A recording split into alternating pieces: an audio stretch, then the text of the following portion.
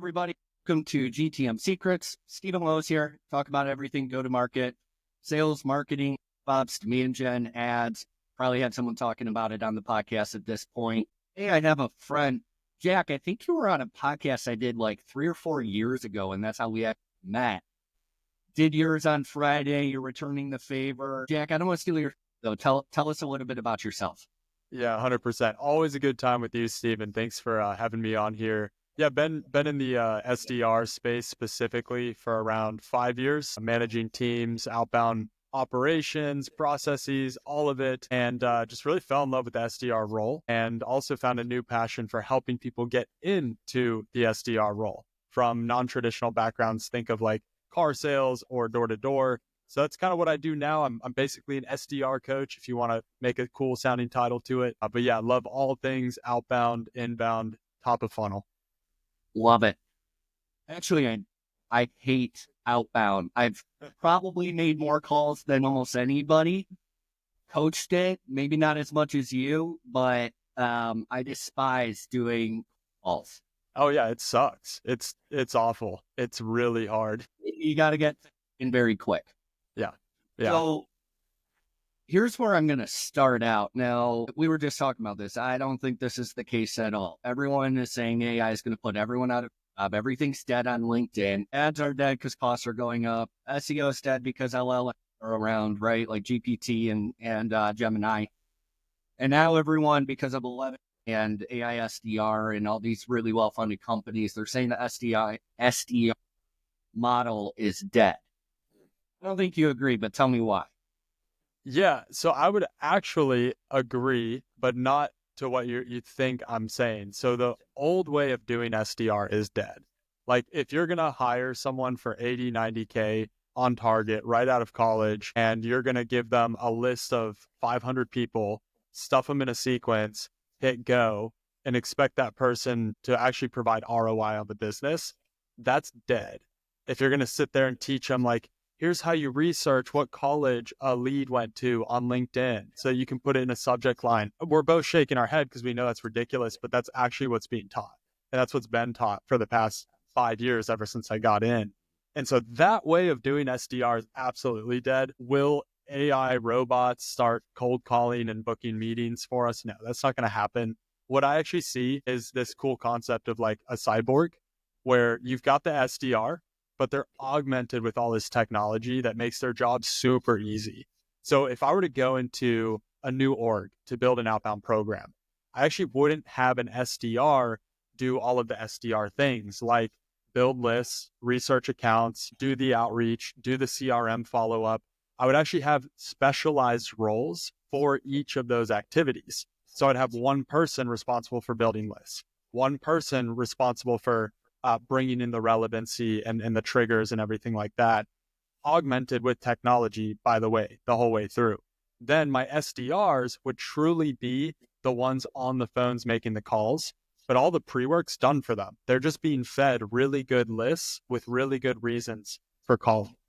And so that way of doing SDR, I think that's the new genesis we're heading into, but by no means is that like a fully automated AI robot that's booking meetings for you. Good luck. Like that's not going to happen.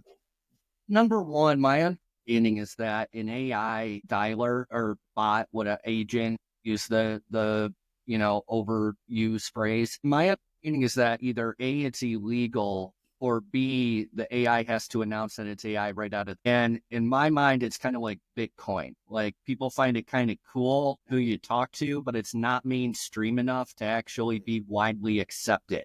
Mm-hmm.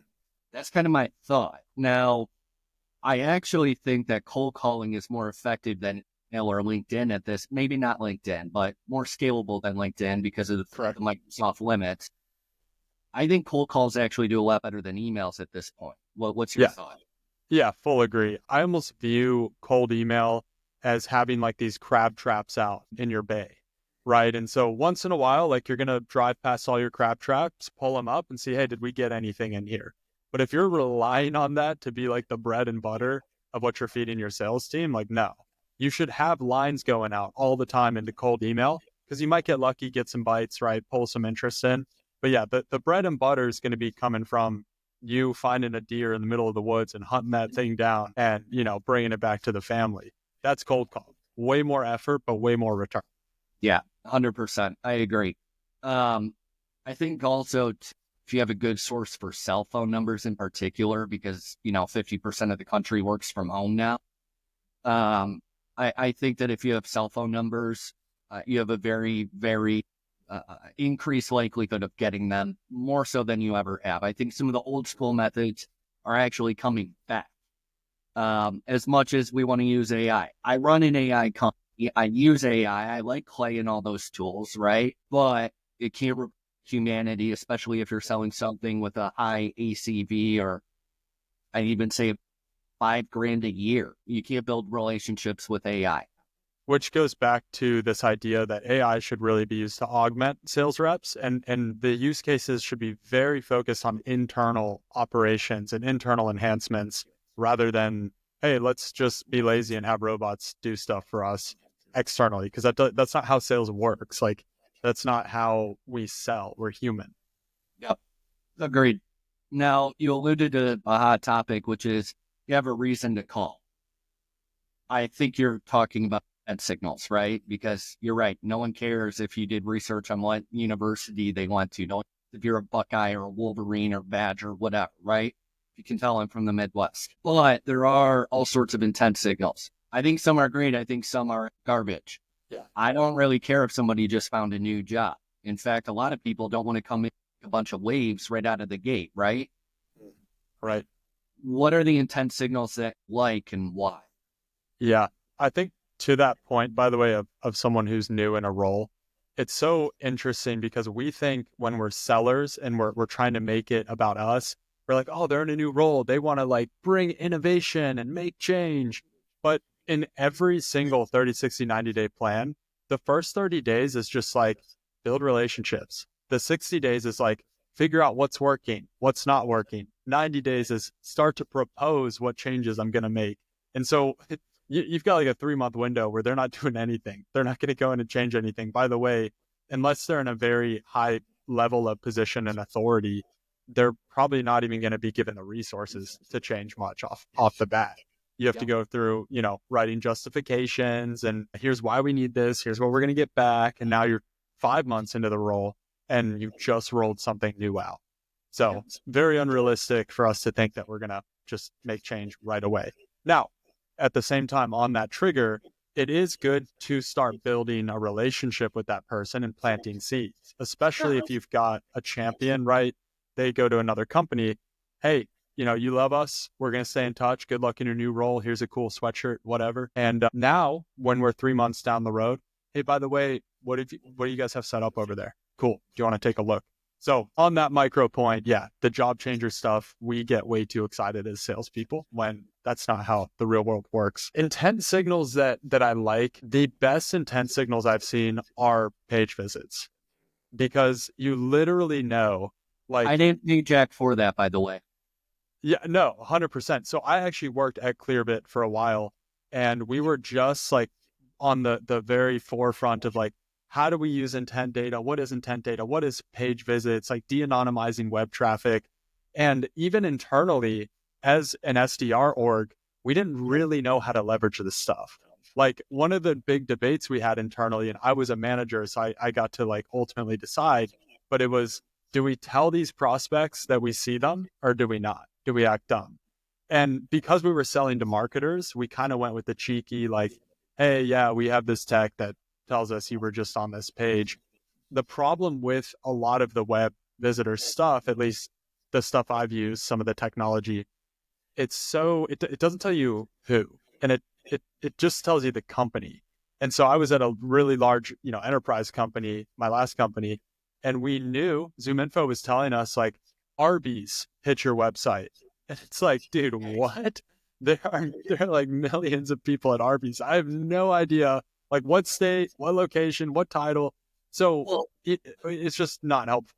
If I can interject real quick, the way that Clearbit, and I'm not, it's a bad company by any means, and they obviously are doing something right. They were just bought by HubSpot, right? Or sometime. The problem with all those tools, and I'll pick on lead forensics and it's demand based. I don't want to say anything offensive about Clearbit, but the way that most of that work is, it's a reverse IP lookup. All that's doing is saying where the IP of the device is coming from. The problem is it could be somebody sitting in an RV. Doesn't mean that they were at the company Arby's. Or if I'm traveling in a Marriott, it shows up as Marriott's on your site. No, it wasn't. That's a big problem right now. I think it's significantly overpriced when you look at 6sense, demand base, lead forensics, etc. Way overpriced for how simple and yet how inaccurate it can be. Yeah, and if you're the manager who's getting these pings, like, okay, cool, we just got a ping from this company, to actually operationalize that and then to see ROI on it, really low odds. Because you know, like, oh, okay, Arby's, I hope, right? So let me go hit all the ICPs at Arby's. By the way, you've already been outbounding them, so like nothing's changed. Now you're just going to come out of left field with this, like, hey, I think you were on our website, maybe, or hey, do you happen to be looking at blah, blah, blah? It's just not as relevant as we think it is. Like, again, in sales, we're so desperate for easy solutions that we see something like that and we're like, oh my gosh, that's the answer. Like, I can know who's on the site. But with the technology, at least I've been exposed to, it's not that simple. So you already alluded to something, which is, did you tell them that you saw that? So let's protect person level identification, right? You've got us, you've got a bunch of others in the space, and I even like some of the competitors out there. That being said, you mentioned, do you tell them you were on the site or not? Now, because it's what we do, you literally get thrown on a pardot sequence, and the subject line of the first email is I see you. The second one, I think the next day is like, say hi next time, something like that, right? And they actually convert super, super well. Yeah. That being said, I'm a MarTech company that does this for a living, so I can be obnoxious about it. I have clients in cybersecurity that sell into CISOs. You do that, they're going to wait. They're never going to talk to you again. So they build a day delay into in their case, bot sequence, where it's a happy coincidence 24 hours later, right? And they called out for it. I think the most common answer is my approach, soften it. So it's like, hey, I saw you were checking out XYZ. Do you have any questions instead of doing a bunch of research? That's my approach. What would your approach be for a non-MarTech SaaS company? Yeah. I'm trying to think of what industries would not like the blunt, straightforward approach. I feel like it probably is only the security industry where they're going to be like, oh, you shouldn't know that. It's like, well, do you want to know this for your sales team? You probably should. But outside of that, I agree. I like the blunt approach. And that's actually what we ended up using at Clearbit in the early days, where it was like, hey, like we literally know you were looking at this. Like, can we just, can we help you? Can we provide resources, whatever? So yeah, Stephen, I actually got your Pardot sequence. I thought it was fire. Like I literally just went to your website. I don't even know how you did it, but there was in my inbox. I'm like, I like this.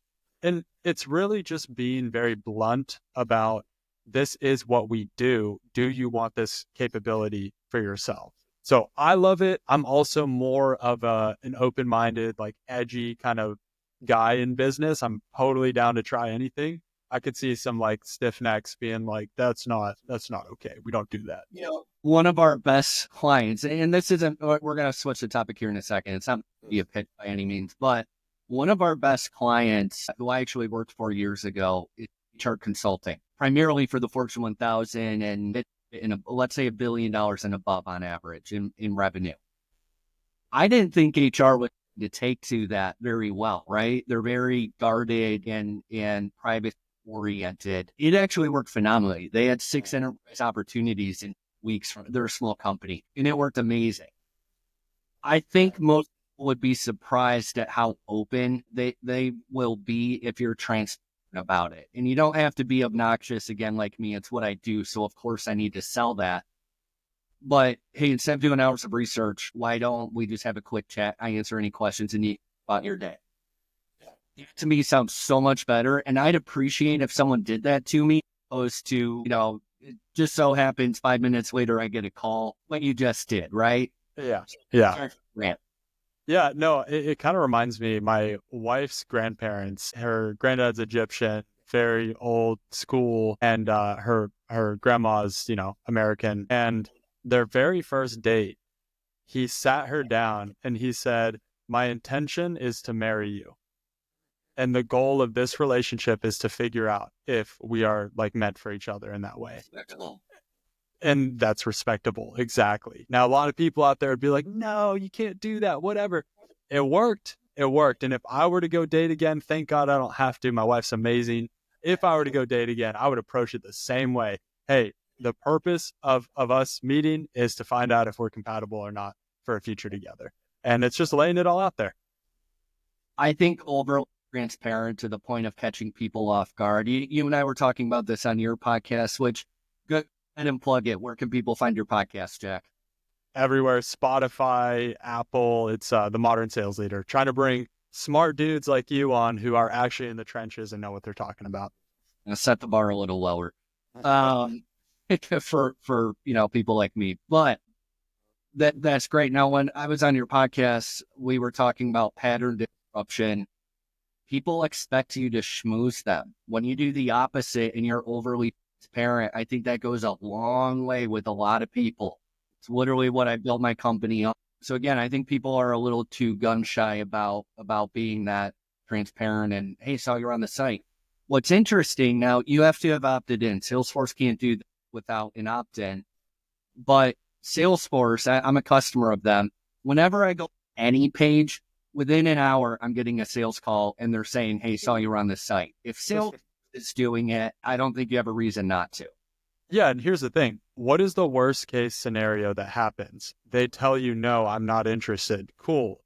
Now you didn't waste the next 3 weeks trying to track this lead down and schmooze them into a conversation. Just move on. They know about you. They know what you have to provide. Be blunt. Hey, does the conversation make sense? No? Cool. You just saved yourself 3 weeks of your life. Yep, 100%. I think the last say on it is the average person, I think it's from HubSpot or Salesforce. The average person goes to a website 7 to 12 times before they convert. They're doing research on you, your competitors, etc. Right?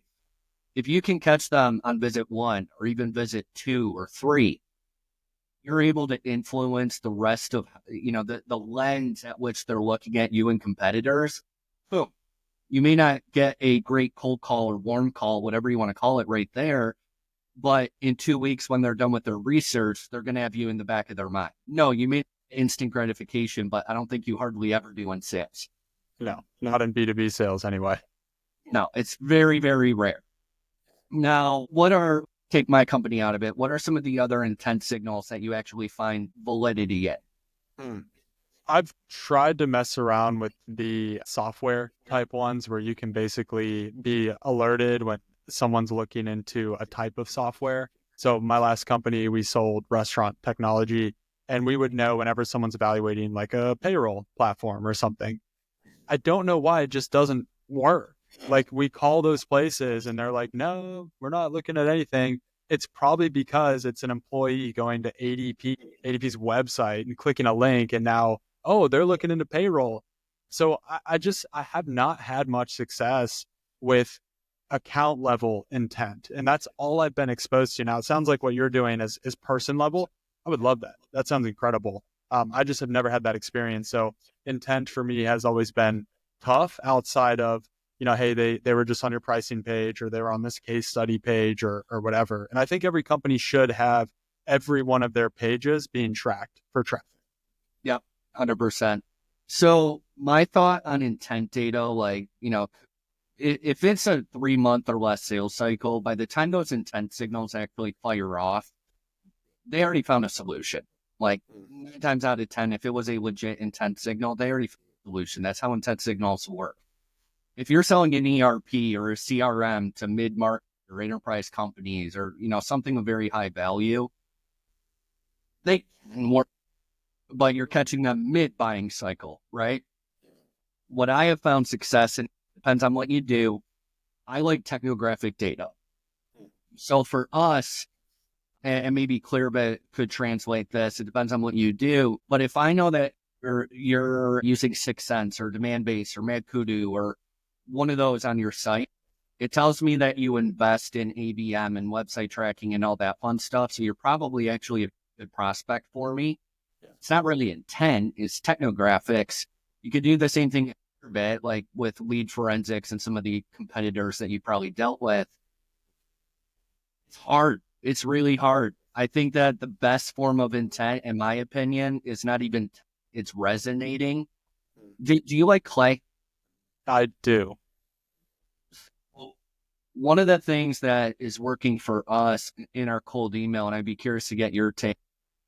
Somebody I had on a podcast years and years ago, he was the former CRO at Outreach. And he said something that stuck with me, which is resonation over personalization. So hit their pain point, provide direct value in a very short email. They're more likely to resonate with that. It feels like they actually know my troubles, right? So what we do, to get really tactical here, is we will analyze the job description and industry, Clay, go scrape, what are the biggest problems that a director of marketing or demand in this industry faces? Okay, now summarize the company. Now, when I have you create my cold email, if I'm going to automate it, combine these two in a pitch, and here's all the context on my company. I've seen that work, and that's not actually, it's not even personalization. It's just, I would call it resonation. I think that's a good use of AI. Yeah, 1,000%. And it comes down to pain and solution. Like that's all sales is. It's, can you solve a relevant problem with a good solution? And so if I had someone, let's say I cut my arm and I'm bleeding out of my arm right now, and someone came to my house wearing a full JMU outfit, because I went to JMU, and they were like, hey, like what's going on? Like I sell these Band-Aids or whatever. I wouldn't really, it wouldn't be super interesting. Whereas if someone knew that I cut my arm, they're like, hey, like I think you've got this problem. I've got this Band-Aid for you. I don't care what the Band-Aid looks like. I don't care who you are. You're able to solve my problem. So I guess the point that I'm agreeing to is, yes, I don't care about personalization as long as something is relevant and it's an actual solution to a problem I have. Yeah, I fully agree. Now, switching gears a little bit. So you now help people outside of the tech world go find SDR and BDR tech, right? Mm-hmm. Awesome. Now, a lot of people would shy away from that. They want more senior experienced people. I actually really like your style of let's go find a really junior but ambitious, hardworking, etc. And I want to mold them the way that I see it. Why did you get into this space? It seems like everyone an SDR and BDR job opening, but most of them require experience, which is kind of ironic because most people don't stay in an SDR job forever. They go into management like you did, or they become an AE, etc. Why'd you pick such a niche? Yeah. Well, one, because I truly do believe the saying that, and this is wrong pronunciation, but riches are in the niches. I truly do believe that, because what it allows you to do if you really niche down into something is it builds a lot of trust, because you now have 5 things in common with your buyer rather than one thing. And so for me, the macro of what I do is I got into tech sales and it radically changed my life to where my wife and I now get to live the life we feel like we were called to, where she's able to be home with the kids. I'm able to work and provide a good income. And for us, it works because I'm at home. And, our parents, presumably, for you, Stephen, I don't know your situation, but, my dad was military. He was gone all the time. And so the fact that there's this career that exists where you can work from home, grind your butt off and make really good money, it allows you to be a present provider. So that's why I do this, because I want to see other people step into that. But why I picked people that are doing other sales roles like door-to-door, car, it's because they have all the ingredients that are needed. And me doing 4.5 years of SDR leadership, every single time I hired someone that had prior SDR experience, they were not as good as someone who was green. Yes, the green people require more training, but they are so much better as reps because they want to prove their worth. And that sounds a little manipulative, and I'm not trying to be manipulative, but it's just a fact of life. When you've done the SDR role, very intense role, very high burnout, when you've done that for 2, 3, 4 years, it kind of sucks after a while, and you just don't Mhm. approach it with the same energy. But when you've been in a freaking car lot all summer and you've been barely making ends meet, and you get to work from home for a sick company that sends you a laptop that gives you base pay, and you know you can potentially promote to start making 6 figures in a year, you're hungry. So that's why I like my niche, because it's people that are freaking hungry. And any company, any recruiter that's like, oh, we require experience, you suck. Like, you're making really bad hiring decisions. And this is from me and all of my manager friends, all of our data combined. Like, you're trying to optimize for risk. I get it, right? You're trying to bring in the people that are going to produce and whatever. It's just a very short-sighted way to view the role. And you're going to get a bunch of B players that are going to burn out rather than develop true A players that are going to carry your org forward. What do you think? So you're taking somebody with no experience, maybe they have experience in the consumer world or something tangential, let's say. What is the number one quality that you look for? And I'll preface that by saying mine, competitiveness. It's like the only thing I care about. If they've got a little chip on their shoulder, they want to make that magical 6-figure mark. I that's amazing. And I can train anyone who's got an ultra competitive streak. My take. What's yours? Yeah. Yeah. So I need 3 things, but really what I need is 2 things. So the 3 things I would say is, like, 1, I need you to be coachable, but I also need you to be a self-starter, like take initiative, be proactive. You don't need to be handheld and told what to do and waiting around for instructions. But the main thing I need is I need you to have a really strong why. Why are you doing this? One of my best sales reps, before I met her in the interview cycle, she was first generation American, all her family's over in Asia, and she had moved out to America to build like the American dream. She was sleeping in her car doing door-to-door sales, living out of her car. And as soon as she told me that, what was that? Nothing is harder than door to door at 2. Yeah. And she was in the freezing cold. I forgot where she was, somewhere out west. And as soon as she told me that, mentally, I was like, you're hired. Like, I don't care. By the way, like, her accent wasn't that great. Like, she was like Asian first gen. Like, I didn't care. I was like, that's what I need. Someone who's going to bleed for this. And so the number one thing I need is I need you to have a strong why. But of course, that has to be paired with, are you going to actually take initiative? And then are you coachable? But at the end of the day, if someone has a strong why, it's going to make them competitive. It's going to make them take initiative. It's going to make them want to grow and learn. And so the best hires I've ever had have that very deep conviction behind, like, yeah, if I don't do well in my career, like, my kids don't eat, or I grew up poor and I never want that to happen to my family. So I'm going to do this. That's the number one thing I need. I was born, it was in a trailer, and I got to see my dad do very well as a business owner. And I think, just God forbid, if crap hits the fan, I never want my to, not that I had a hard childhood, but I never want my kids to be in that position. I want to give them the best life possible, and I keep that as, maybe it's not the right phrase, but a chip on my shoulder for sure. I like it. Now, in my experience, so before we got on here, I asked you, what's your success rate with placing BDRs, SDRs, and it's basically 100%, right? As long as they're willing to do the work. I just got to throw that caveat in. Valid caveat. In my experience, it doesn't matter how in-depth the hiring process is, how much you try to screen for aptitude. Like 50% of BDRs are never going to hit on target earning.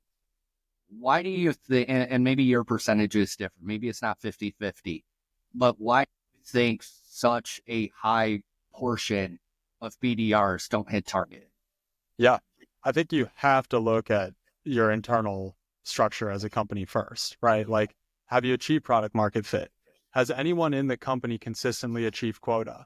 Are those the kind of meetings you're looking for? Or was it like a really dynamic or unique AE SDR relationship where the AE just basically paid the SDR for dumb meetings? So you have to self-reflect, like, is 100% quota attainable? Have we done this before? And if it's not, then as a leadership team, y'all better be willing to put like 9 to 12 months of grace into that company or into that business unit to give it time to figure itself out. But that's the first thing you have to look there. Once you know the system and the environment is conducive of reps hitting 80, 90, 100% of quota month over month, cool. Now you can come in and just hold a firm fist of like, this is what's required to succeed. But a lot of the companies I've been around, they haven't done the internal audit to know like, wait, is this attainable? It's always a guessing game. Oh, we think we can do this. These are estimates based on what numbers, right? There's no real evidence here. Once you have the evidence, though, then it's all about the players on the team. Because I've been part of most teams. Well, most teams I've been part of, probably half of the reps are crushing. Then there's like 25% who are like the B players. They're doing okay. They've just seen a lot of coaching. 25% suck, and I'm a bad manager, so I keep them around way too long. That's just how like SDR goes. So I think the problem comes down to one, can your team hit quota? Has it been done before? And then once you know it's doable, do you have the right people? And that just comes back down to really, I think, that core thing of like drive. Like, do your people want to be here? I agree with everything that you said. I got to throw in a caveat, which is if you're a startup, one thing that I see tech founders do is they will base what is a realistic OTE and revenue or quota, etc., on their ability to sell. Or the founders will always outperform the rep 100% of the time. Always sell it better. They always have more conviction. They always know the product better, etc. Cannot base sales rep based on your past experience with the founder. You need to cut that like in half and be shocked and thrilled when they achieve 70% or whatever. Would you agree? Yeah, I would. And something I've seen be true in every team I've led is sales is all about momentum. And if you want to build a team of winners, you need to let them win. You need to let them feel good about themselves. You need to let them have a month where they hit 100% of quota. Hey, cool. We're in this experimental phase. You booked 4 meetings this month. We're going to pay you. Let's stretch to 6 next month. Because if you do it the other way, like, 10 meetings a month, we have no idea what we're doing. Good luck. Miss quota. Now they're 3 months into the role. They've been getting chastised by leadership over something that's not even, they don't even know if it is attainable. And you're just building a team of losers because you're giving them zero momentum. So I'm always a big believer in, hey, let them win and then push them. Let them win, push them. Let them win, push them. I agree. Jack, this is awesome. The market podcast, but we have a lot of marketers on here. We've had a couple of salespeople. This is really insightful, especially from somebody that has made a career out of SDR management and now placing SDRs. And with your success rate, that's phenomenal. Where's the best place for people to connect with you? On LinkedIn, Jack Knight, you'll find me there. And all of my other resources are out there on the internet. But yeah, hit me up. Happy to talk about whatever, be a resource. And thank you for having me on, Stephen. Really appreciate you. I love it. I encourage everyone to go check out Jack Knight. He puts up some of the best LinkedIn. And when every marketer and their mother, sales rep and their mother is putting content on LinkedIn, it says something. So go check out Jack on LinkedIn. Really appreciate having you. Thank you.